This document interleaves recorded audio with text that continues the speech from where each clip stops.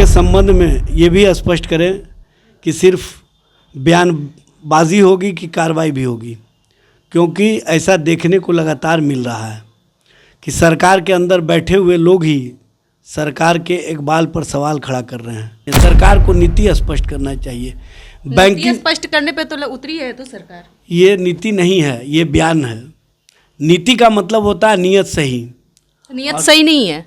नियत सही होता तो सरकार के अंदर जो डिप्टी सीएम हैं विजय सिन्हा जी, वो सरकार के इकबाल पर सवाल नहीं खड़ा करते। आपको ये भी दिखाना होगा कि चाहे जितना भी रसूखदार क्यों ना हो, चाहे सत्ता के नज़दीक कितना भी मजबूत स्तंभ वाला क्यों नहीं हो, हम उस पर भी कार्रवाई करने का दम रखते हैं।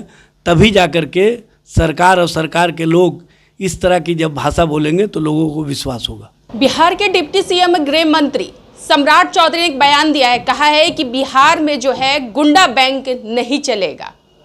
इसी मुद्दे पर हमारे साथ बातचीत करने के लिए राजद से प्रदेश प्रवक्ता एजाज अहमद जी, कैसे देख रहे हैं गुंडा बैंक अब बिहार में नहीं चलेगा? 20 सालों से किसकी सरकार थी? भारतीय जनता पार्टी जनता दल यू की सरकार थी, एनडीए की सरकार थी।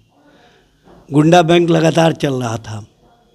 आज एकाएक गुंडा बैंक पर चक्षु खुला है, तो ये भी बता दें कि सरकार के स्तर से उन गुंडा बैंक चलाने वाले लोगों को जो सत्ता के इर्द गिर्द रहते हैं उन पर कौन सी कार्रवाई होगी।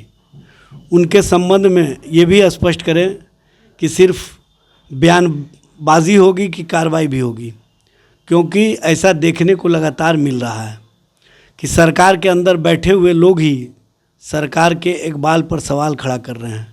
चाहे डिप्टी सीएम विजय सिन्हा हो, चाहे भारत सरकार के मंत्री जीतन राम मांझी हों, ये लोग जब माफियाओं के साथ सरकार के अंदर घालमेल की बात करते हैं तो गृह मंत्री सम्राट चौधरी जी चुप्पी क्यों साध लेते हैं?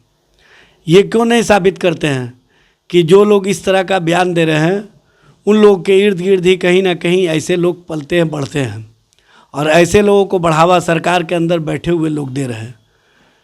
गुंडा बैंक कहने भर का चीज़ है, असल तो कहीं ना कहीं गरीब को सताने वाले लोग, गरीबों पर जुल्म करने वाले लोग, गरीबों के साथ अन्याय करने वाले लोग, क्योंकि गरीब को आवश्यकता होती है जब पैसे की, जब उनके परिवार में कोई बीमार पड़ते हैं, जब उनके परिवार में शादी विवाह होता है, तो उस समय सरकार के स्तर से जो बैंकिंग सिस्टम है उसके आधार पर उनको लोन नहीं मिल पाते हैं।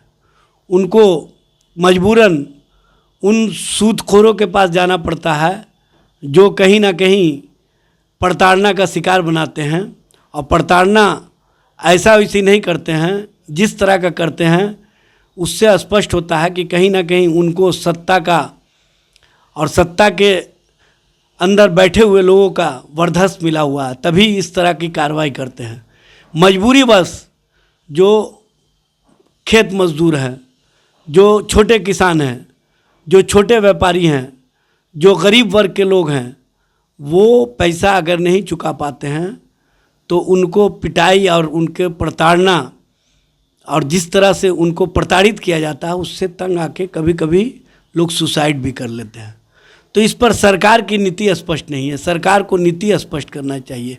बैंकिंग स्पष्ट करने पे तो उतरी है तो सरकार, ये नीति नहीं है, ये बयान है। नीति का मतलब होता है नियत सही। नियत सही नहीं है। नियत सही होता तो सरकार के अंदर जो डिप्टी सीएम हैं विजय सिन्हा जी, वो सरकार के इकबाल पर सवाल नहीं खड़ा करते। केंद्रीय मंत्री जीतन राम मांझी जी सरकार पर सवाल नहीं खड़ा करते हैं, और सरकार पर जो लोग सवाल खड़ा कर रहे हैं वो सरकार के ही लोग हैं। तो अब सम्राट चौधरी जी ये बताएं कि 20 सालों से सत्ता में जो एनडीए लगातार बनी हुई है, तो ऐसे लोगों को पनपने और बढ़ने का मौका क्यों दिया गया?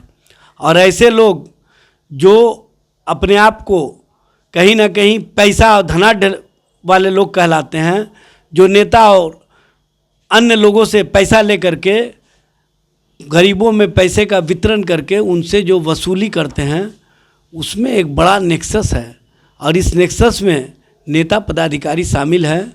इसकी अगर जांच हो, तह तक मामला जाए तो सब कुछ सामने आ जाएगा। सिर्फ कह देने भर से कि गुंडा बैंक वाले पर कार्रवाई होगी, इससे काम नहीं चलेगा। आपको ये भी दिखाना होगा कि चाहे जितना भी रसूखदार क्यों ना हो, चाहे सत्ता के नज़दीक कितना भी मजबूत स्तंभ वाला क्यों नहीं हो, हम उस पर भी कार्रवाई करने का दम रखते हैं। तभी जा कर के सरकार और सरकार के लोग इस तरह की जब भाषा बोलेंगे तो लोगों को विश्वास होगा।